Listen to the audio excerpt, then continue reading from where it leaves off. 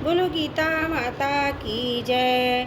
ओम श्री परमात्मने नमः। श्रीमद् भगवद गीता तृतीय अध्याय 32वां श्लोक। ये तो एतदभ्यसूयन्तो नानुतिष्ठन्ति मे मतं सर्वज्ञान विमूढांस्तान् विद्धि नष्टान् चेतसः।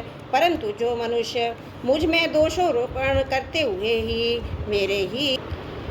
मेरे ही मत के अनुसार नहीं चलते, उन मूर्खों को तू संपूर्ण ज्ञानों में मोहित और नष्ट हुए ही समझ। ये त्वेदभ्य सुवंतो नानुतिष्ठन्ति मे मतम। 30वें श्लोक में वर्णित सिद्धांत के अनुसार चलने वालों के लाभ का वर्णन 31वें श्लोक में करने के बाद इस सिद्धांत के अनुसार ना चलने वालों की पृथकता करने हेतु यहाँ तू पद का प्रयोग हुआ है। जैसे संसार में सभी स्वार्थी मनुष्य चाहते हमें ही सब पदार्थ मिले, हमें ही लाभ हो, ऐसे ही भगवान भी चाहते कि समस्त कर्मों को मेरे ही अर्पण किया जाए, मेरे को ही स्वामी माना जाए। इस प्रकार मानना भगवान पद दोषारोपण करना है। कामना के बिना संसार का कोई कार्य कैसे करेगा? ममता का सर्वदा त्याग तो हो ही नहीं सकता। राग द्वेष आदि विकारों से रहित होना असंभव है। इस प्रकार मानना भगवान के मत पर दोषारोपण करना है।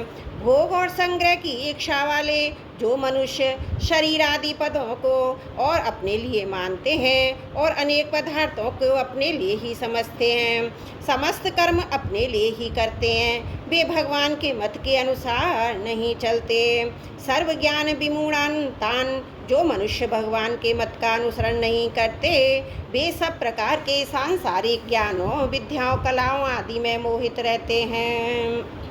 मोटर हवाई जहाज रेडियो टेलीविज़न आदि आविष्कारों में उनके कला कौशल को जानने में तथा नए नए आविष्कार करने में ही रचे पचे रहते हैं। जल पर तैरने वाले मकान आदि बनाने, चित्रकारी करने आदि शिल्प कलाओं में मंत्र तंत्र यंत्र आदि की जानकारी प्राप्त करने में तथा उनके द्वारा विलक्षण विलक्षण चमत्कार दिखाने में, देश विदेश की भाषाओं, लिपियों, रीति रिवाजों, खान पान आदि की जानकारी प्राप्त करने में ही वे लगे रहते हैं। जो कुछ है वह यही है, ऐसा उनका निश्चय होता है।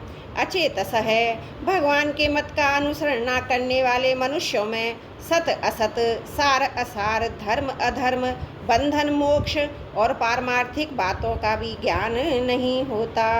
उनमें चेतनता नहीं होती, वे पशु की तरह बेहोश रहते हैं। वे व्यर्थ आशा, व्यर्थ कर्म, व्यर्थ ज्ञान वाले विक्षिप्त चित्त मूढ़ पुरुष होते हैं। विद्धि नष्टान, मनुष्य शरीर को पाकर भी जो भगवान के मत के अनुसार नहीं चलते, उन मनुष्यों को नष्ट हुए ही समझना चाहिए। तात्पर्य है वे भगवान जन्म मरण के चक्र में ही पड़े रहेंगे। मनुष्य जीवन में अंतकाल तक मुक्ति की संभावना रहती है। अतः जो मनुष्य वर्तमान में भगवान के मत का अनुसरण नहीं करते, वे भी भविष्य में सत्संग आदि के प्रभाव से भगवान के मत का अनुसरण कर सकते हैं, जिससे उनकी मुक्ति हो सकती है। परंतु यदि उन मनुष्यों का भाव जैसा वर्तमान में है वैसा ही भविष्य में भी बना रहा, तो उन्हें भगवत प्राप्ति से वंचित रह जाने के कारण नष्ट हुए ही समझना चाहिए। इसी कारण भगवान ने ऐसे मनुष्यों के लिए नष्टान विधि पदों का प्रयोग किया। भगवान के मत का अनुसरण न करने वाला मनुष्य समस्त कर्म राग तथा द्वेषपूर्वक करता है। राग और द्वेष दोनों ही मनुष्य के महान शत्रु हैं। तो हाथ से परिंथनो, नाशवान होने के कारण पदार्थ और कर्म तो सदा साथ नहीं रहते, पर राग द्वेष पूर्वक कर्म करने से मनुष्य तदात्मय ममता कामना से आबद्ध होकर बार बार नीच योनियों और नरकों को प्राप्त होता रहता है। इसलिए भगवान ने ऐसे मनुष्यों को नष्ट हुए ही समझने की बात कही है।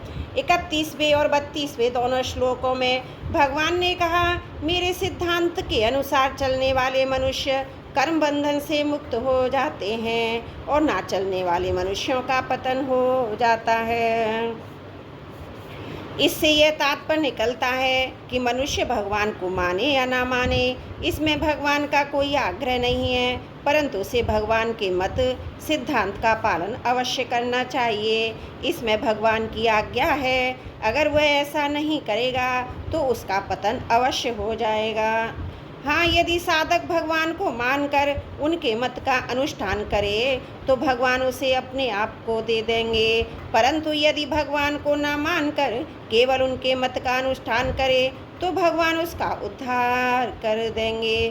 तात्पर्य है कि भगवान को मानने वाले को प्रेम की प्राप्ति, भगवान का मत मानने वाले को मुक्ति की प्राप्ति होती है। त्रुटियों के लिए क्षमा प्रार्थी हूँ। वसुदेव सुतं देवं कंस चारुण मर्दनम देवकी परमानंदम कृष्णं वन्दे।